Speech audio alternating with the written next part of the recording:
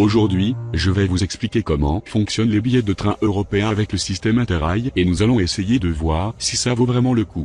Interrail est un pass ferroviaire pour voyager quasiment partout en Europe. Vous choisissez votre pass entre diverses formules.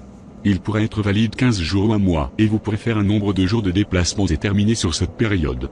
Il existe 3 tarifs, jeunes, adultes et retraités.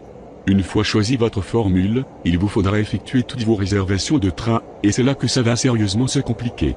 Pour commencer, il existe un site internet pour vous aider, mais les réservations ne peuvent pas être faites en ligne si vous êtes français.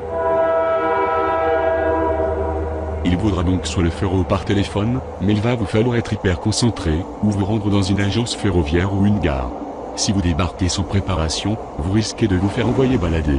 Je vais donc vous expliquer comment faire pour préparer votre séjour, et pour que cela soit le plus clair possible. Nous allons prendre un exemple. Vous voulez faire le tour des capitales d'Europe pendant vos vacances d'été. Vous disposez de 3 semaines complètes. Vous choisirez donc un pass d'1 mois de validité. Je détermine, ensuite mon itinéraire, les lieux que je veux visiter et le nombre de jours où je vais y rester.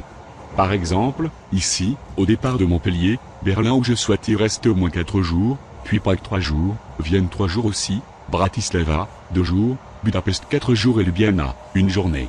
À partir de ma date de départ, je vais maintenant essayer de repérer les différents trains et leurs horaires qui peuvent correspondre. Attention, beaucoup de trains ne sont visibles qu'à partir de 2 mois avant le départ. Ainsi, je sais qu'avec un départ le 23 juillet, Montpellier-Berlin me prendra une douzaine d'heures et me fera arriver à Berlin vers 20 h. Si je souhaite passer 4 journées entières sur place, mon départ vers l'étape suivante, Prague, devra se faire le 28 juillet. Je vous conseille de vous faire une grille comme celle-là pour organiser tout votre séjour, les trajets en train, bien sûr, mais aussi vos nuitées, vos activités et tenir votre budget. Ainsi, le départ de Prague pour Vienne se fera le 31 juillet avec le train de 8h48.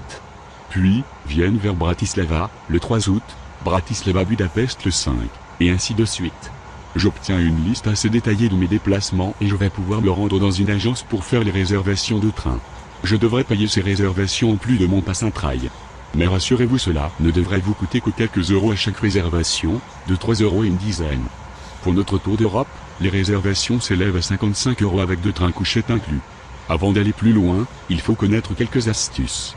Si vous devez voyager la nuit, vous pouvez essayer d'avoir un wagon couchette, mais les réservations sont un peu plus chères, comptez une dizaine d'euros.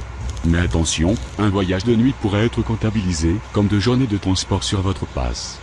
Pour ne pas que cela se produise, il faut que votre train parte après 19 h. Ainsi un trajet qui part en J1 à 19h01 et arrive en J2 à 8h30 du matin, comptera pour un jour de transport.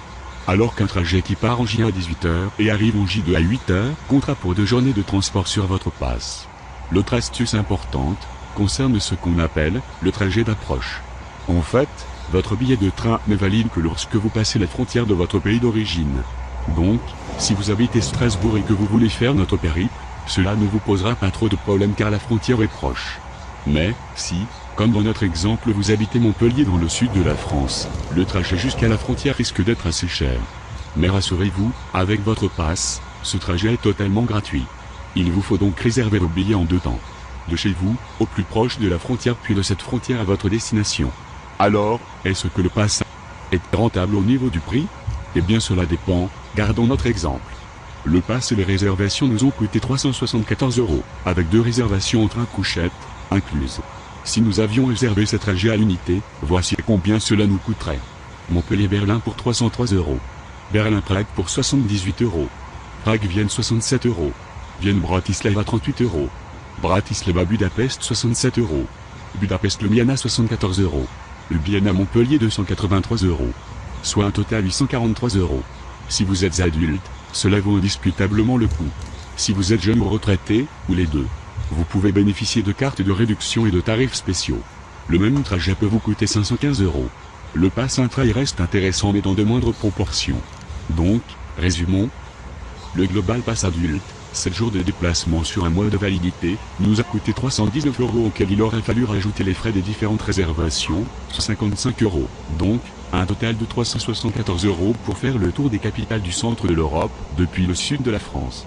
C'est un véritable casse-tête à organiser, mais c'est financièrement assez rentable, cela fait plus de 50% de réduction sur le meilleur tarif qu'on pourrait obtenir. Pour un étudiant, le même pass et les réservations auraient coûté 308 €, mais cela fait une réduction de 35% sur le meilleur tarif qu'on pourrait obtenir.